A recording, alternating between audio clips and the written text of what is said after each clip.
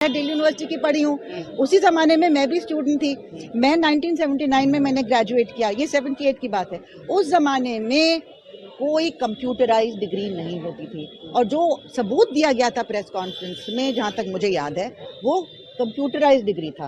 तो और computerised marksheet थी, सब हाथ से लिखा जाता था उस ज़माने में।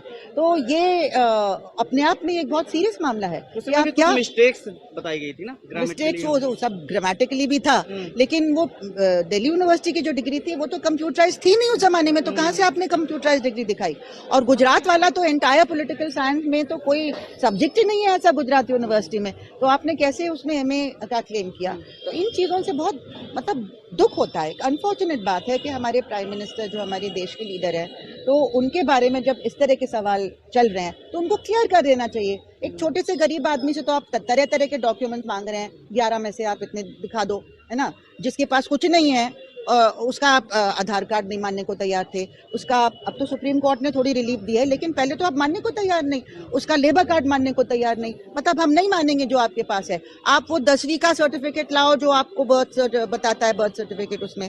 तो इस तरह की चीज़ जो है कि आप और लोगों से क्या क्या मांग रहे हैं, गरीबों से जिनके बाढ़ में सब कुछ उड़ गया, जिनके पास खाने को भी नहीं है, और खुद जो प्राइम मिनिस्टर हैं वो अपनी